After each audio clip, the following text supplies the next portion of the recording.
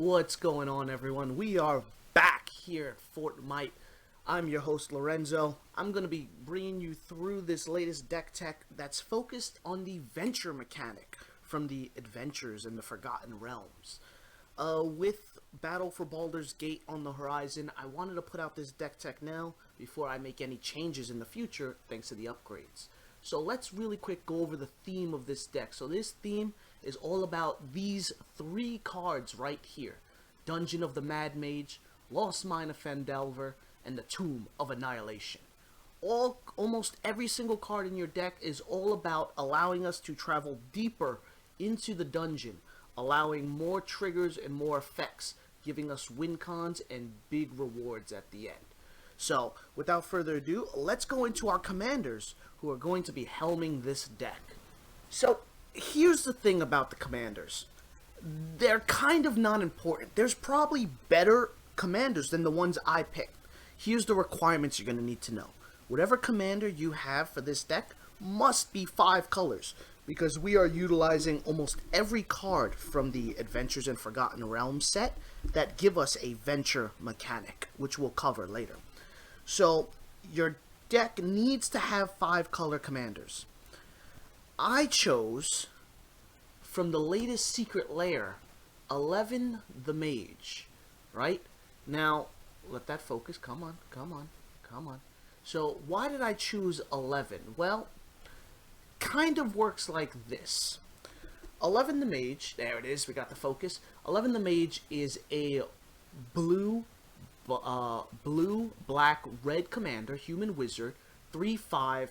Your maximum hand size is 11, and whenever it attacks, you draw a card and lose a life. Then if you have 11 or more cards in your hand, you cast an instant or sorcery without paying mana. We don't use this card too much. We use it as a blocker. We use it if we have mana on our board and nothing to spend it on. 11's just here to give us the colors and our color identity. Now, the other commander, this is a thematic choice for me. I chose, come on, one more focus, please. Please, a little focus. I just want to focus on this. I chose Mike the Dungeon Master. So, why did I choose Mike the Dungeon Master?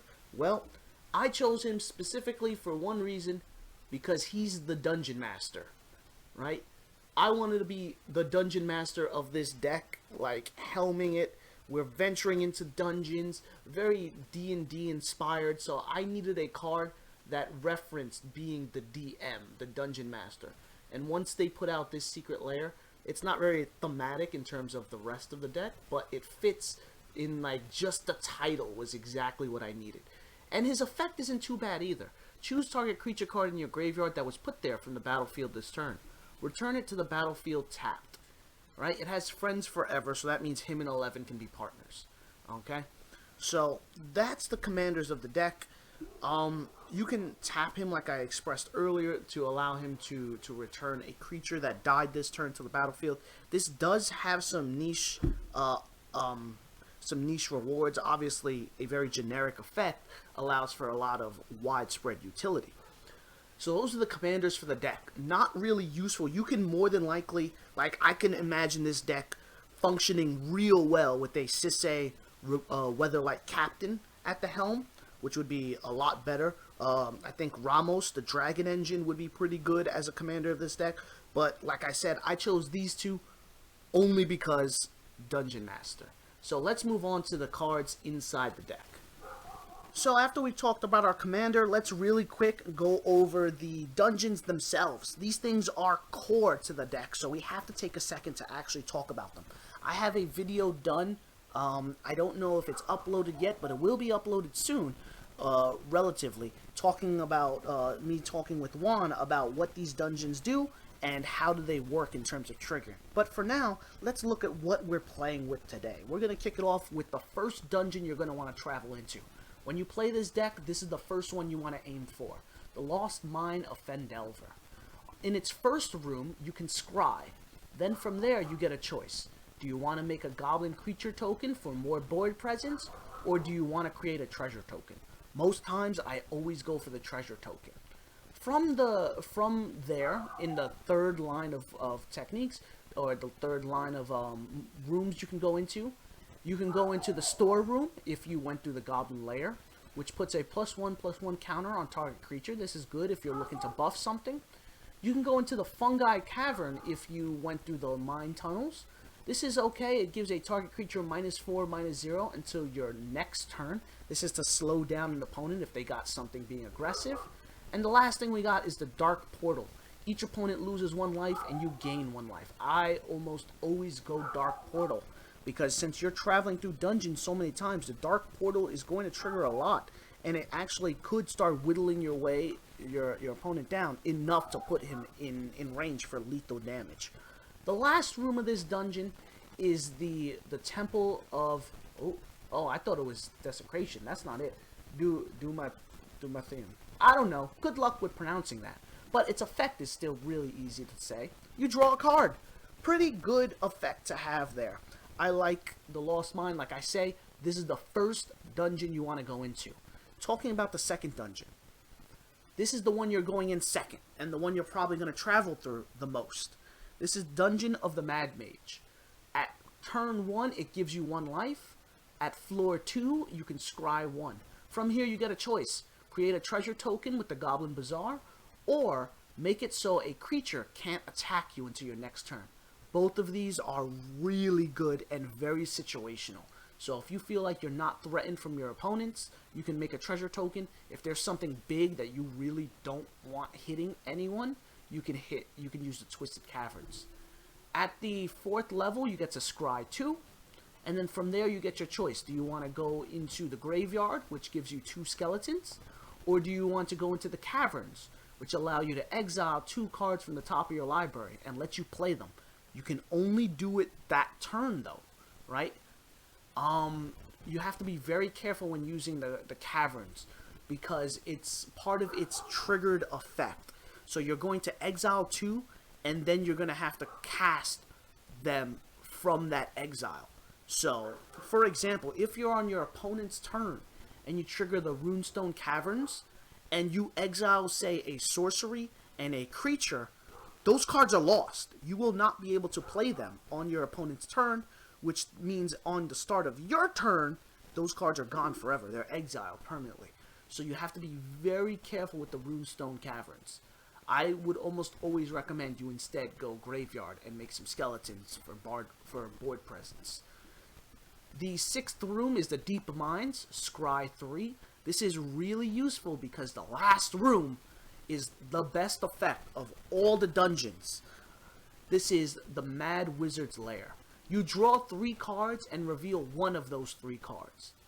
You may you draw 3 and reveal those 3 cards.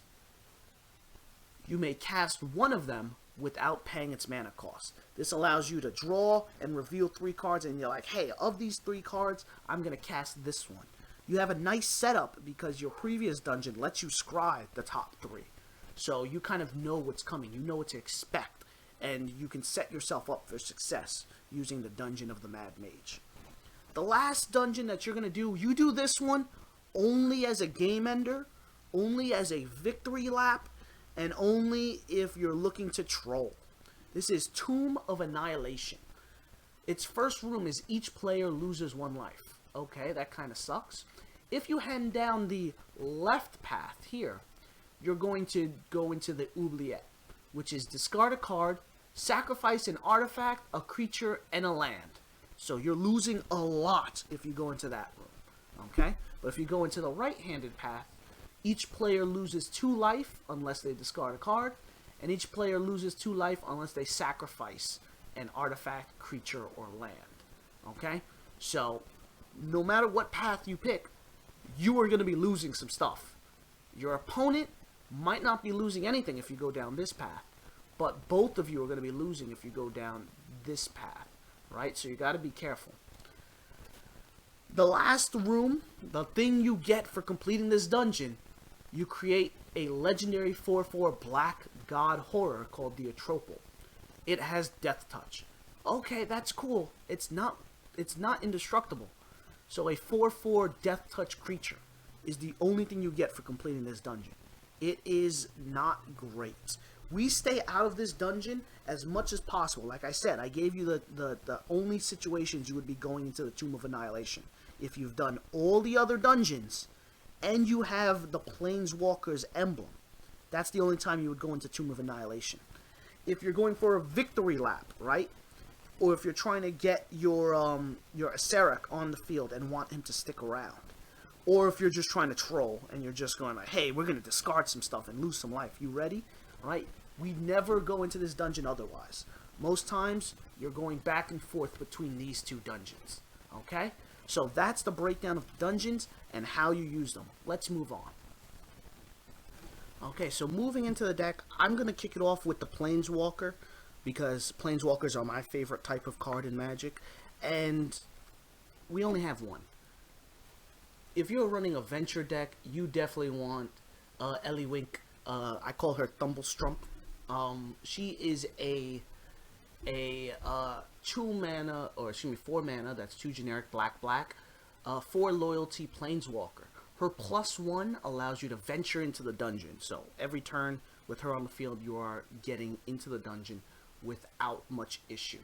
Excuse my camera, it doesn't seem to be working today. Luckily, all the card effects or all the cards are going to be in the description. Look at the top 6 cards of your library for her -2. You may reveal a creature card from among them and put it into your hand. If it's legendary, you gain 3 life. And put the rest on the bottom of your library in a random order. This is good for searching deeper into your deck, looking for the specific, really good legendary cards. Highly recommend that one. But we're aiming for her -7. Her ultimate could be game ending. You get an emblem with creatures you control have trample and haste. And you get +2/+2 for every differently named dungeon you've completed. So if you complete all 3 dungeons, which is extremely easy to do in this deck, if you complete all 3 dungeons, you will be getting all your creatures +6/+6, trample and haste. You want to try to ultimate her as best as possible. Keep her well protected. You're going to have creatures on the board to protect her as well, but you're going to want to try to get that ultimate off as quickly as possible. That is the Planeswalker of the deck. Definitely want to use her.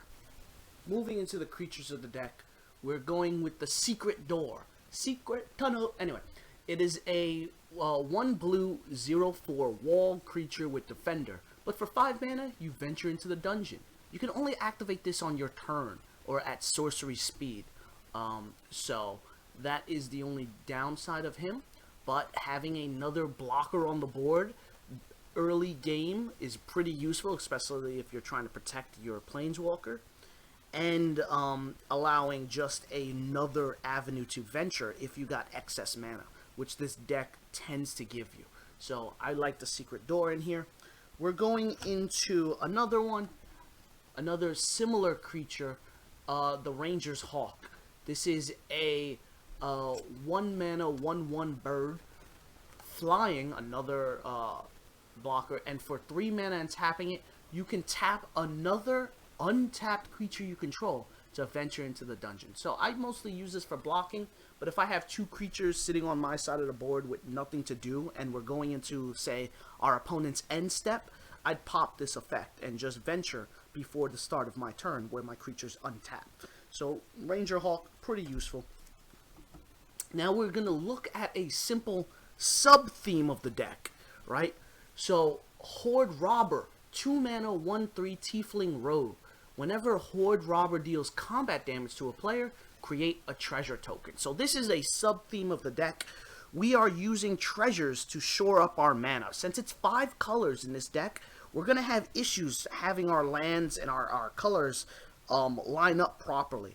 And putting things into treasures, or turning our mana into treasures that can then be tapped for any color, tends to fix a lot of the problems of this deck.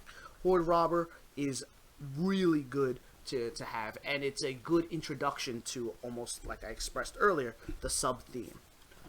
Going into sub-themes again, we're going into the Prosperous Innkeeper. If you don't know what the Prosperous Innkeeper is, look it up. This is an excellent card for green. When it enters the battlefield, you create a treasure token, so he's already paying for himself almost just by him entering the battlefield. And whenever another creature enters the battlefield under your control, you gain 1 life. This is a good effect to just keep him on the board, start ramping up some health. Moving on into the Intrepid Outlander. 2 mana, 2/3, Oak Ranger, Pack Tactics. Whenever the Intrepid Outlander attacks, if you attack with creatures with total power 6 or greater this combat, venture into the dungeon. So this one has us attacking wide or with one really big creature, being our Intrepid Outlander. This is really useful if, let's say, you've already hit her your Planeswalker's ultimate, and you are getting, say, +4, right? You haven't completed the 3rd dungeon yet, so you only completed 2. Well, she's going to be a 6-power creature that just swing at her will trigger her Pack Tactics and allow you to venture. So she's really useful to do. I mostly keep her around for the reach, once again protecting my side of the board a little longer. Looking at aggressive attackers, though, we move into these two. These guys are devastating. Let's first look at this one. Yan Yi Malsun, whatever, Yan T, okay? It is a 2 mana, 2/1 Snake Rogue. It can't be blocked as long as it's attacking alone. And whenever it deals combat damage to a player, venture into the dungeon. This is almost guaranteed to always venture on your turn. He should be one of the few guys attacking in, and you're going to get a free venture every single time on your turn because your opponent cannot stop it. It's really good to then hit your Planeswalker, who would be then giving Yanti almost, let me think, if you've completed 3 dungeons, 2, 4, 6, +6, so it'll be an 8-power creature, unblockable, just swinging in, hitting your opponents, and allowing you to venture deeper into dungeons. Yanti, excellent card in this deck, really annoying to play against too. The other super powerful 2 mana creature, the Triumphant Adventurer. It has Death Touch, and as long as it's your turn, he also gains First Strike. Whenever he attacks, he doesn't have to hit your opponent. Whenever he just attacks, you get a venture into the dungeon trigger. So this is great. On your turn, you're swinging out with him, and anything your opponent blocks with is going to die. Unless it's obviously indestructible, of course. But it'll get, because he has First Strike, he'll always hit the opponent first and instantly kill it with Death Touch. Triumphant Adventurer, fantastic card. That other really destructive thing. Continuing on to the Enimatic Apprentice. When it enters the battlefield, you venture into the dungeon. At the beginning of combat on your turn, if you completed a dungeon, up to 1 target creature becomes a bird with base power and toughness 1/1 and gains flying until the end of turn. So this is a really tricky card to use. It's obvious in its first read-through. Okay, I've completed a dungeon, so at the beginning of combat, I'm going to turn my opponent's biggest, strongest blocker into a bird. Well, you got to think about that. That bird also has flying, and it's a 1/1, so maybe it had a bunch of counters on it because that's how it got so big. So it might not be useful to turn it into a bird right then and there. You can turn your own creatures into birds, and they're still going to retain the effects. So, for example, Triumphant Adventurer, at the beginning of combat on your turn, you turn your Triumphant Adventurer into a bird, so that now it's flying, right? And then it can attack safely. Maybe it won't die against your opponent's indestructible creature. So, Enimatic Apprentice has some really good utility usefulness to it. Also, the fact that him just entering allows us to venture is great. Moving on to the Cloister Gargoyle. When Cloister Gargoyle enters the battlefield, venture into the dungeon. Great. As long as you've completed a dungeon, he gets +3 attack and flying. This guy is almost always going to be a 3 mana, 3/4 flying gargoyle, because you're going to complete that dungeon stupidly fast, your first dungeons. Okay? So I highly recommend Cloister Gargoyle. Moving on to another Yanti Fangblade creature. Death Touch, 3 mana, 2/2. When it deals combat damage to a player, venture into the dungeon. Your opponents might let that hit because they don't want to sacrifice a creature to Death Touch. But most times I keep it on board, and that's to go back. That allows me to get more utility out of my Enimatic Apprentice. Turning this into a bird now allows me to more cleanly hit my opponent in the face and venture into the dungeon. So, going on to the next 3-drop we got here. Displace your beast. When it enters the battlefield, venture into the dungeon. And for 4 mana, you can return it to your hand.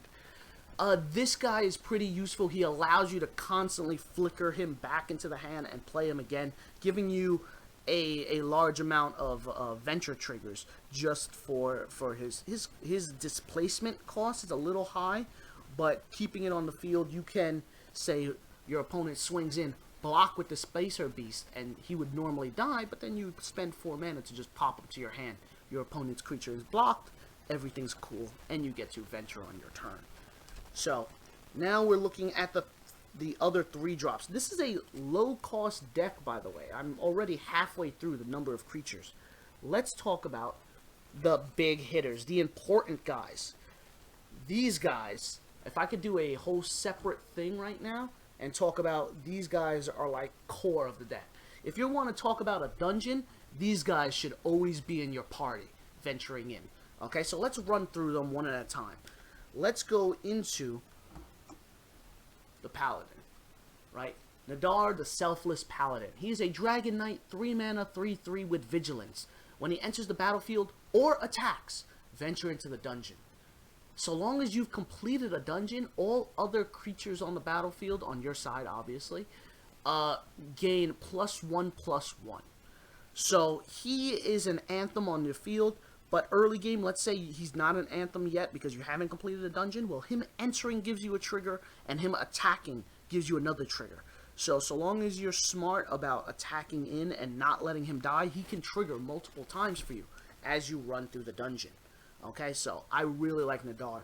That's why I call him part of the dungeon party, right? Varys, Silvery Moon Ranger is another fantastic card. That is a 3 mana, that's 1 generic, green, 3/3 human elf ranger. He has reach, or excuse me, she or he, I don't know.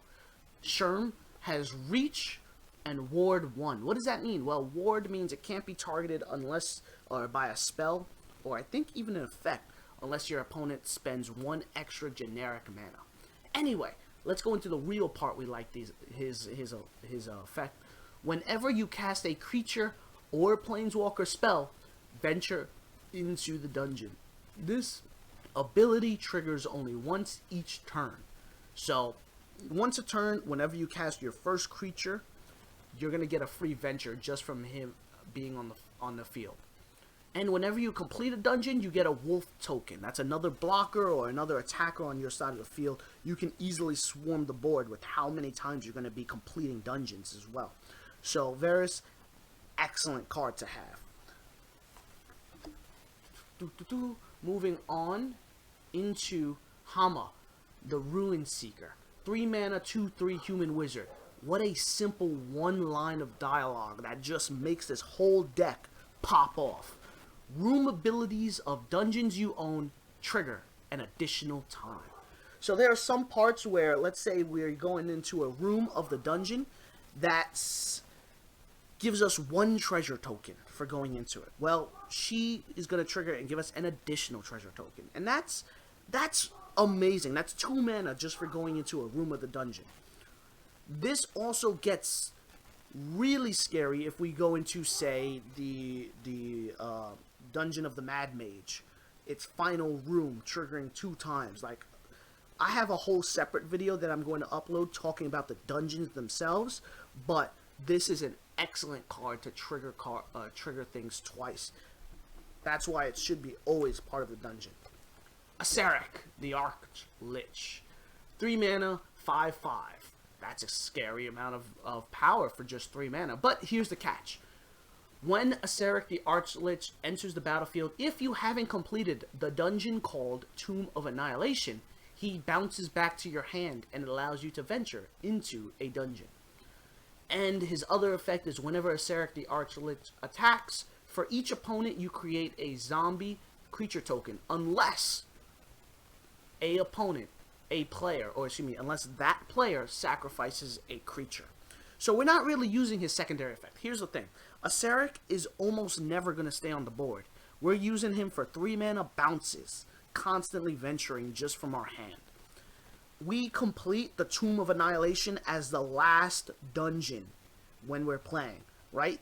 I'll go into turn order when we get to the end of the deck, or when we get to the end of the video. Maybe I'll cut it to the front of the video. But anyway, the turn order in which you should be completing things are the Lost Mine, the Dungeon of the Mad Mage, and then the Tomb of Annihilation. You'd never do Tomb of Annihilation first. It will screw you up. But anyway, Aceric just being a 3 mana, constantly every time you play him, we bounce him back to our hand and get a deeper venture, is a fantastic addition to the deck, right? The last thing we have here, Cephas of the Hidden Waves. So, Cephas, here's the deal. Whenever one or more creatures are put into your graveyard from anywhere, venture into the dungeon. This ability triggers only once each turn. Boo. But anyway, whenever one or more creatures are put into your graveyard from anywhere, so let's say your opponent has you mill or discard a creature into the graveyard, or counters a spell while Cephas is on the field, well, Cephas will trigger. She'll let you venture deeper into the dungeon. Her secondary effect is why you want to keep her just passively on the side, on the board. Whenever you complete a dungeon, you reanimate a creature from your graveyard to the battlefield. A lot of these creatures have stupidly powerful effects that your opponent is going to try to target to remove. Well, having Cephas there is going to ensure that we can always bring those stupidly powerful creatures back to the battlefield under our control. So those guys are what I would call the biggest, heaviest hitters, the super important creatures of the deck. Moving on, we still have a couple more to go through. Let's keep it going. We're going to go into the 4 manas now. Clattering Skeleton. When it dies, venture into the dungeon. This is just fodder. We play him on the field, have him swing in. If your opponent doesn't stop it, great, that's 4 damage. If your opponent does stop it, he dies, you venture. Clattering Skeleton, we're just here for the venture mechanic. 4 mana, Grim Hireling. 3/2 Tiefling Rogue.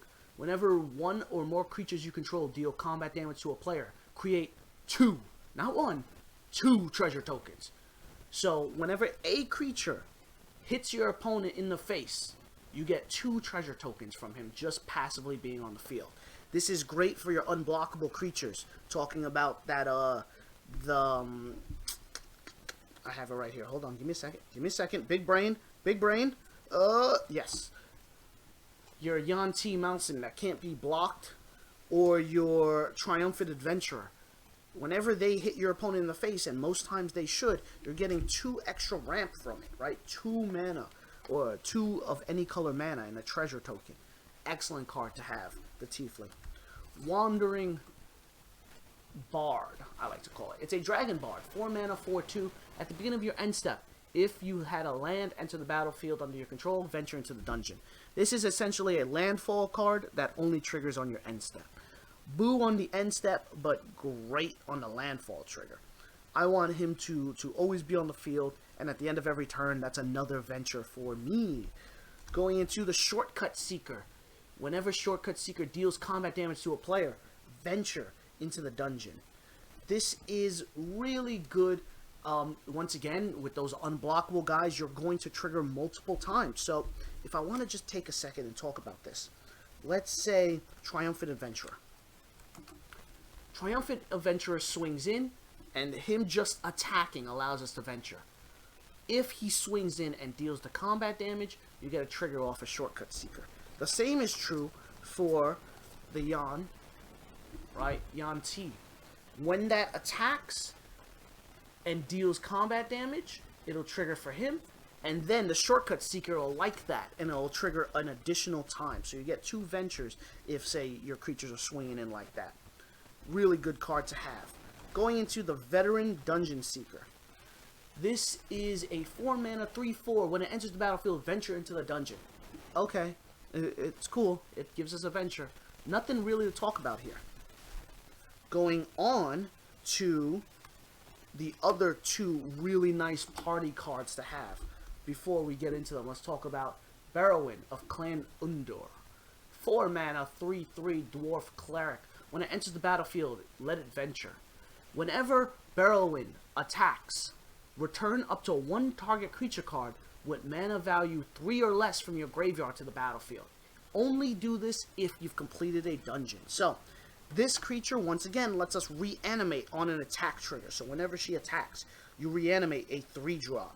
Now, if you were remembering earlier, our super important party cards are all 3-drops. So when she attacks, she could bring any of them back to the field for you, right? Super important, great card to have. Talking about great cards to have, this guy is devastating. The Midnight Pathlighter. 4 mana, 2/3 human wizard. Here's what he does. Creatures you control can't be blocked except by other legendary creatures. Your opponent has an ocean of, let's say, 500 goblins. That's fine. Any of your creatures can't be blocked because none of those goblins are legendary, right? Here's his other effect. Whenever one or more creatures you control deal combat damage to a player, venture into the dungeon. So you're almost always guaranteed to venture when you hit someone now, because unless your opponent really wants to put his legendary creatures up at risk, you're not going to be blocked when your creatures attack in. So the Midnight Pathlighter is fantastic. Love this card. We're nearing the end of our creature base. We're going into the Fire Giant Duke. 4 mana, 7/3 giant barbarian with trample. Whenever it's dealt damage, venture into the dungeon. We don't have a lot of ways to deal damage, have him deal damage to himself. We have some cards that would do that for us, but his thing is we're going to be swinging in with him. The opponent is going to have to chunk block, and on that block, we get ventures off of it. So a nice card to have there, utility card. Speaking of more utility, more evasion as well. A 5 mana planar ally, Angel, 3/3 flying. Whenever it attacks, venture into the dungeon. We've already been talking about venturing, how great it is. Zombie Ogre, 5 mana, that's 3 generic, 2 black, 3/5 Zombie Ogre. At the beginning of your end step, if a creature died this turn, venture into the dungeon. So on your end step, if anything hit the graveyard on your side of the field, you're going to be able to venture with him just passively being there. Radiant Solar. It is another really good card. Let's talk about that. 6 mana, 3/6. Flying and lifelink. Whenever Radiant Solar or another non-token creature enters the battlefield under your control, venture into the dungeon. So let's say you just pop off, you're throwing down a lot of 3-drops and Radiant Solars on the battlefield. You're going to be venturing every time one of those guys enter the battlefield. Okay? But let's say you don't have the mana for that. Let's say it's still early game. Your Radiant Solar is really heavy to keep. Well, we have its almost cycle mechanic. For 1 white mana, you can discard this into your graveyard. It gives you 3 life and allows you to venture into the dungeon. So you can throw it in your graveyard, and obviously we have ways to reanimate it with our Cephas. Radiant Solar is a great card to have. The last creature of the deck, it's kind of a flavor entry. We have Grenzo, Dungeon Warden. Why do I have Grenzo in here? Because he's a Dungeon Warden, right? We always need a boss of our dungeon, and he's the Dungeon Warden. So, come on, guys. He is a red-black card with X in his converted mana cost. He enters the battlefield with X +1/+1 counters on it. This is a good way, a good mana sink for all those treasures we were making. For 2 generic mana, you put the bottom card of your library into your graveyard. If it was a creature card with power less than or equal to Grenzo, you can put it on the battlefield instead. He's a good reanimation if you know, let's say you were cycling something, or not cycling, let's say you were scrying things and you put a card to the under of your deck, you can have him bring that creature back to the field. Like I said though, he's more for flavor. I really like him because he's the Dungeon Warden. That is the last creature. So, moving into the artifacts, we don't have a lot of artifacts in this deck, so we can kind of brush through it pretty quickly. You need your Soul Ring, always great to have. Wayfarer's Bauble, shout out to the Commander's Quarters for just skyrocketing the price on this card. Thank you for introducing it to me. I hate you for making it so expensive. But, great card to have in the deck. Now we're moving into, let's throw in obviously a Arcane Signet, your Prismatic Lens. These are the things that are going to fix your mana when you need it. Switching out. Now we go into the other non-mana fixing artifacts. We have the Immovable Rod. You may choose not to untap the Immovable Rod on your untap step. It's a 1 white mana artifact. Whenever Immovable Rod becomes untapped, venture into the dungeon. Okay, so you need to untap this thing to give us venture mechanics. But here's what he's really useful for. For 4 mana, you tap it. For as long as the Immovable Rod remains tapped, another target permanent loses all abilities and can't attack or block. This is the ultimate FU to your opponent's special card, right? We all know that special card that your opponent plays with. This is going to be his win con. This is going to be his most destructive thing. It's going to be his commander on his side of the field. Well, we're going to tap the Immovable Rod and make sure we don't untap it during our untap step. This will ensure that his commander is stuck on his side of the field. It'll have no abilities, and it won't even be able to attack or block. It'll be just a useless card on his side of the field that he can't even utilize its effect for. The Immovable Rod has stopped my opponents in their tracks by keeping it. And let's say your opponent then plays something even more frightening than whatever you were tapping the Immovable Rod for. Well, during your untap step, let it untap, and then tap it again, and this time have it target the creepier, the scarier card, right? And that untap, when you let it untap, is going to give you a venture trigger. So, Immovable Rod is an excellent utility tool. I don't know why people don't talk about it enough. The most useful thing in an opponent in a player's dungeon backpack, 50 feet of rope. It's got a lot of things. Some of them useless, other of them really good. Let the camera focus. I'm sorry again. Come on. Do the thing. Focus. Don't make me do this. I'm going to pick it up. 50 feet of rope. 1 mana artifact. You can tap it to make sure the target wall can't block you this turn. I don't use that effect. Tie up. You can 3 mana and tap it. Target creature doesn't untap during its controller's untap step. It's important that tying up does not tap the opponent's creature. It'll have to be tapped by itself or tapped already, and then you use tie up to make sure it doesn't untap. And for 4 mana, which is the thing we're going to use the most for it, venture into the dungeon. You can only do this as a sorcery, though. I don't know why they started doing the only done as a sorcery for some cards like that. It's stupid. Moving on into the dungeon map. Another thing, 3 mana. You can tap it as an artifact, or you can, for 3 mana, venture into the dungeon. Once again, do this only as a sorcery. Delver's Torch. Equipped creature gets +1/+1. Whenever the equipped creature attacks, venture into the dungeon. And for 3 mana, you can equip it. It's a 2 mana artifact. So, this thing is really good. I've looked into the rules, asked some people about it, and it seems the consensus is for things like, let's look about Triumphant Adventure again. I'm going to keep talking about Triumphant Adventurer because he's kind of like the special card of the deck.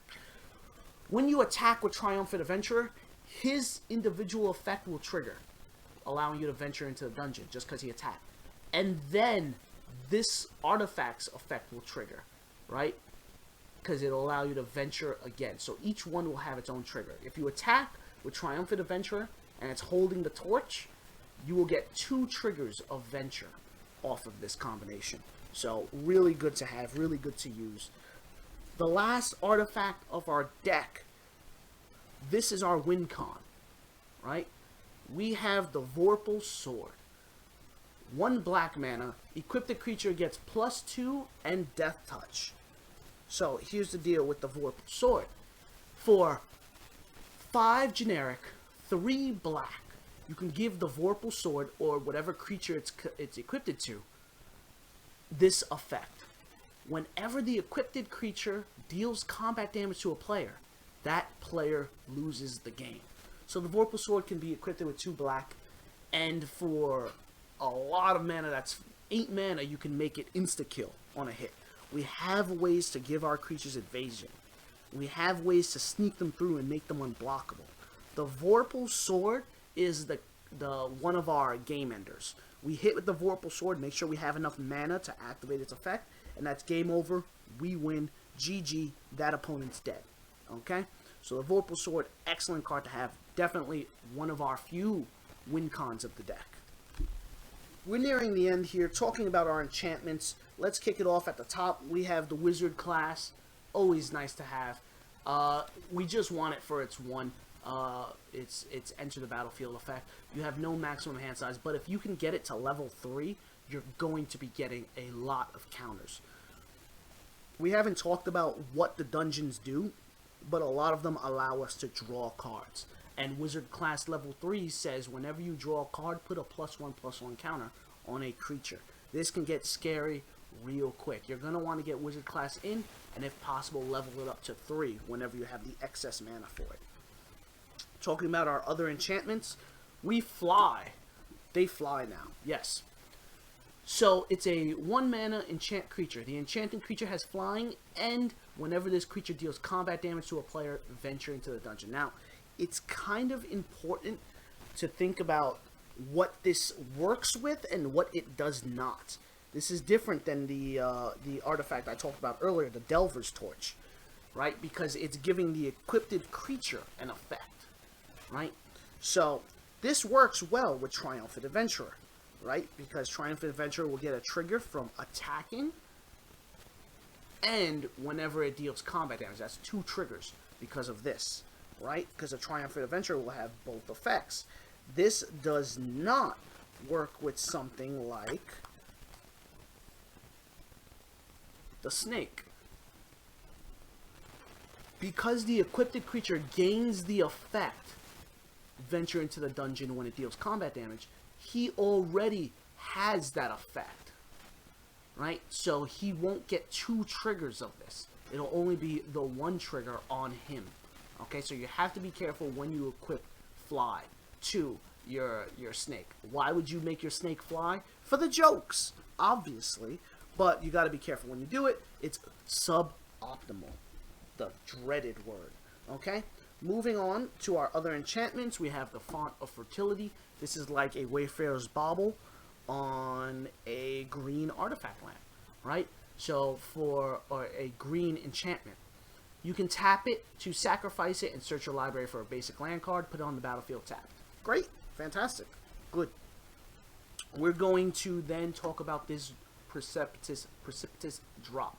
When it enters the battlefield, you venture into the dungeon, right? The enchanted creature, and of course you can enchant an opponent's creature with these sort of things, enchanted creature gets -2/-2. But if you completed a dungeon, it gets -5/-5. For 3 mana, you're going to be giving something -5/-5 because you're almost always going to be done with at least 1 dungeon. Yeah, this is pretty good. And you get a venture trigger off of it. I really like the drop. Right? It's just a single target removal. Going into Find the Path. 3 mana, enchant the land. When this card enters the battlefield, you venture into the dungeon. The enchanted land can now be tapped to give you 2 green. This is a nice card to, say, put on a dual land that we really don't need, maybe like a red-blue card, but we really need more green for our ramps. Well, then this Find the Path card is going to be useful. Okay? The last enchantment we got is Thorough Investigation. Whenever you attack, investigate. Create a colorless clue artifact token with 2 generic sacrifices artifact, draw a card. Whenever you sacrifice a clue, venture into the dungeon. So we don't really run a clue engine in this deck. This is another one of those passive cards that sit on the side, giving us the ability to get card advantage, right? Because we can tap those clues to allow us to draw a card and venture into the dungeon. So Thorough Investigation kind of just sits on the side, giving us passive value. But not really anything that we're focusing attention on. I really like it though. So that's the end of the enchantments. Let's look at our sorceries. Kicking it off with Kick in the Door. Put a +1/+1 counter on target creature. That creature gains haste until the end of turn and can't be blocked by walls this turn. Its effect also allows you to venture. So it does a lot of things for just 1 red mana. I like Kick in the Door. Even if I wasn't running a venture deck, this card just giving me a +1/+1 counter, giving a creature haste, and making sure it can't be blocked by walls is actually really useful. I like it. Kick in the door, great first card to have. We're going to look into next some ramps. We have our Farseek, our Rampant Growth, right? You know, if you're running green and you're not running these sort of ramp cards, you're kind of missing out, right? So I'm throwing all the ramps we got on the field, okay? And I'll brush through them pretty quick. Their effects are all just about the same. You know, your Cultivates, right? You get 2 basic land cards. One goes to the battlefield, the other to your hand. Rolling Regrowth. Oh, hold on, focus, roll it. There you go. You have to sacrifice a land for this effect, but you search your library for 2 basic land cards and put them on the battlefield tapped. You got your Primal Growth, same sort of effect. You have to sacrifice a creature, though, for its kicker cost, and you may search your library for a basic land card and put it into play. This enters into the battlefield untapped, by the way. If you sacrifice a creature, you get 2 basic land cards and put them into play. So rolling Primal Growth is really good. We have Herald, sacrifice a land when you play it, search your library for 2 basic land cards and put them into play. Untapped, by the way. Rampant Growth, search your library for a basic land card, put it onto battlefield tap. Farseek, search your library for a plains, island, swamp, or mountain and put it onto battlefield tap. This just fixes whatever you were missing out on. You're sitting in your hand and you're like, damn, I could really use another plains, or I really need more swamps for my dungeon, or for my Vorpal Sword. Well, this card is going to fix that. Okay, so those are the ramp aspects of the deck. You know them, you love them. If you have green, you need to play those. Okay, talking about the other spells though, we have, you find a Cursed Idol. For 2 mana, it allows you to destroy a target artifact, or destroy a target enchantment, or create a treasure token and venture into the dungeon. This is a fantastic utility card. Love it. Always try to have it. Great to have, right? Looking at Deadly Dispute, we're going to, as an additional cost to this spell, sacrifice an artifact or a creature. Remember those clues we talked about earlier? Well, now you have something to sacrifice. Okay, so now that we're here, we're going to draw 2 cards if we sacrifice something and create a treasure token. This allows us some card advantage. Highly sought after. Really good. Improvised Weaponry. We're going to deal 2 damage to any target and create a treasure token. Just when you need that little targeted pop on your opponent's health, or your opponent's low health creature, Improvised Weaponry comes in and almost pays for itself by giving us a treasure token that can then be used as a color of any type, right? Moving on to Crack Open. Destroy a target artifact or enchantment and create a treasure token. Excellent targeted removal again. Let's go this one next, because we're talking about card draw and advantages and treasures. Well, we have Unexpected Windfall. 4 mana. As an additional cost of this spell, discard a card. Draw 2 cards and create 2 treasure tokens. More card advantage and more treasures being generated. Fate's Reversal.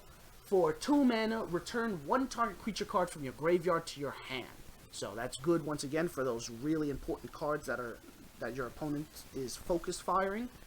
It returns it into your hand, but the other effect, venture into a dungeon. Fantastic, right? More ventures, I'm happy. Okay, now the last types of spells we got, these are our interrupts, our counters. We're running a small counter engine, mostly because of this card, right? Bar the Gate. 3 mana, counter target creature or planeswalker spell, and also venture into the dungeon. This kind of just stops whatever your opponent's trying to throw in. He's throwing a big card. Well, we're going to counter it. Come on, focus, camera. Don't make me do this. Let me get closer. How close? There it is. Good. Okay? We're going to find the villain's lair, counter target spell, or draw 2 cards, then discard 2 cards. We mostly use it for the counter, right? Another counter target spell unless its controller plays X. If that spell is countered this way, you exile it instead of putting it in the graveyard. This is essentially, it's a 1 blue and X. So whatever you want to pay to counter that spell, you're able to stop it and exile it. You gotta have your counter spell if you're running a counter spell engine. And finally, an Arcane Denial. The reason we Arcane Denial is because we can also get an extra draw at the beginning of our next upkeep. Your opponent does get some more card advantage himself, but we're almost like cycling this card out just by countering our opponent's stuff. So it all kind of balances itself out in the end. That's all the spells in the deck. That's the creatures done. That's the enchantments. That's artifacts. Let's look into lands and call it a day. And so we finish off with the mana base. We're going to open up with a Terramorphic Expanse, you know, your Myriad Landscapes, and even what's becoming a staple in all of my decks right now, a crappy Ash Barrens. I like all of these cards, and I like that I'm really pushing Ash Barrens now. Everyone knows that most of my land bases are mostly on the budget side. Talking about now going to other lands, you got your Command Tower and your Exotic Orchard. Yes, you need to fix mana bases. Talking about fixing mana bases, we're running tri-lands, a bunch of them, right? Right, so you got your Crumbling Necropolis, your Opulent Palace, your Sandsteep Citadel, your Nomad Outpost, right? 4 tri-lands, almost for every color combination we got, right? We're also running a Thriving Engine, right? Thriving Hearth, Thriving Isle, Thriving Moor, Thriving Grove, and Thriving Bluff. These guys are really great in that when they enter the battlefield, they do enter tapped, but when they enter the battlefield, they allow us to play something that they allow us to essentially create our own dual-colored lands. So maybe our Bluff enters the battlefield. It'll always give us red, but I also want the option to give us black. So this land becomes like a Rakdos sort of color combination, right? So I really like the Thriving cards.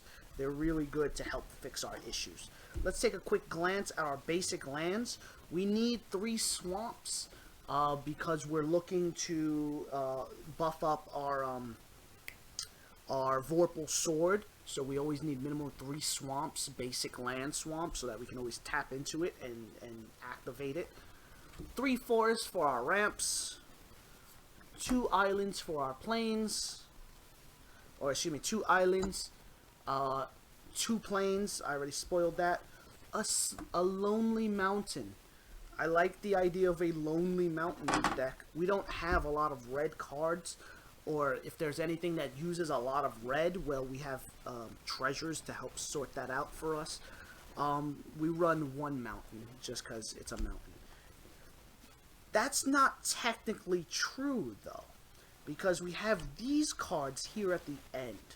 Let's take a look at them individually. We're going to kick it off with, and you'll see a theme as we start going into them. We're going to kick it off with Evolving Wilds. You guys didn't think I'd add this into the deck, but Evolving Wilds is in the deck in dungeon module form. Another colorless land that we have is Dungeon Descent. This one's special. It enters the battlefield tapped. You can tap it for a colorless mana or spend 4 mana and tap a legendary creature to allow it to venture. Obviously do this only as a sorcery. We also have Temple of the Dragon Queen.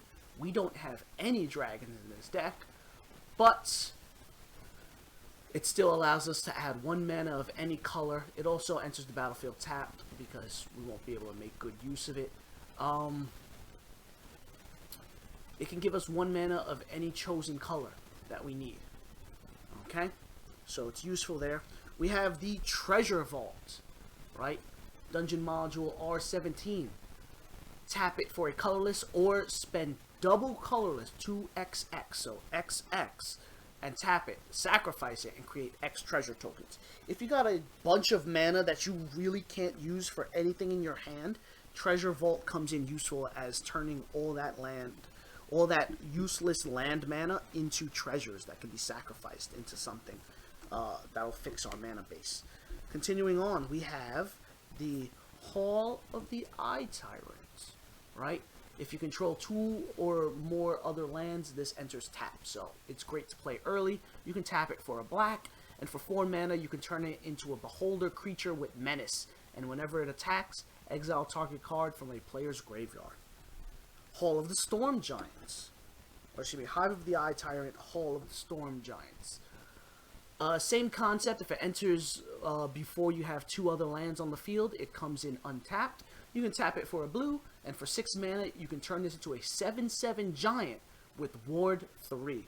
Pretty scary card for only 6 mana, turning it into a 7/7. Lair of the Hydra. Very explosive, scary card to throw in. Same concept. 2 other lands. So long as there's less than 2 lands on the field, this guy comes in untapped.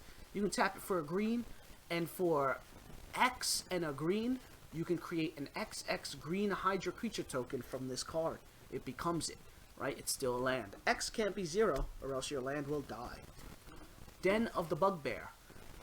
Same concept. If it's one of the first cards you play before 2 lands, it doesn't come intact. You can tap it for red, and for 4 mana, it becomes a 3/2 goblin creature with, whenever it attacks, you create another goblin attacking on your side of the field.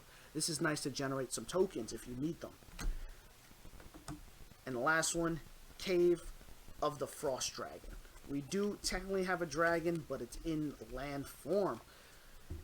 You can tap it for a white. It has the effect that it enters untapped so long as you have less than 2 lands on the field. And for 5 mana, it becomes a 3/4 white dragon with flying until the end of turn. So here's your theme, guys. Right? Dungeon modules, dungeon modules, dungeon modules. Right? That's the theme that I put for these corners of lands. Right? If you're running a dungeon deck, you gotta do it right, and you gotta have the modules as well. Okay, so that's the mana base on a whole. Let's go into the final thoughts and talk about the greatness that this deck provides. So we're here for the final thoughts of the deck. Now, let's talk about it. Let's be real. You say, Lorenzo, that's a cool deck. Why did you build this? When we first got revealed the Adventures in the Forgotten Realms expansion, and I looked into dungeons, I was really hoping they were going to include like some sort of party mechanic from like the earlier iterations of expansions, but they didn't. So they instead put dungeons. And when I saw dungeons, I was like, I don't care if it's good or not, I'm gonna build it.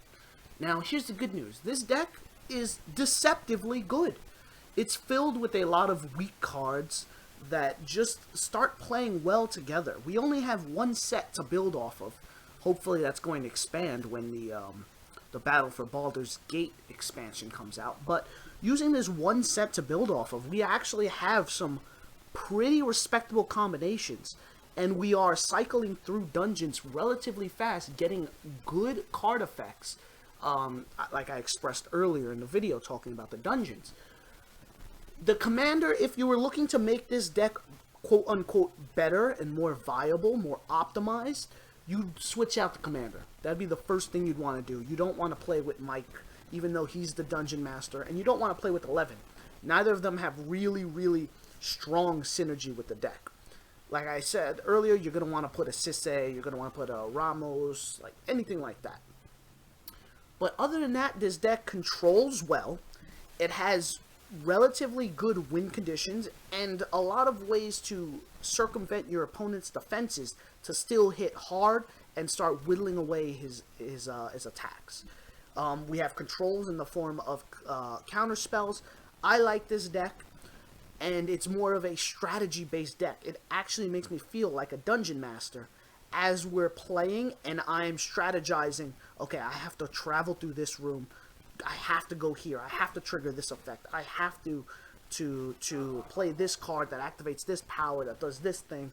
I like playing the deck, and thematically I've put the pieces into it that I enjoy the theme of the deck, of how it feels and how it looks. I can't wait for the new expansion that's going to talk about, like, hopefully expand more, give me more dungeons to play with, more cards that I can upgrade with. So expect a version 2 of this deck if Battle for Baldur's Gate does work out well.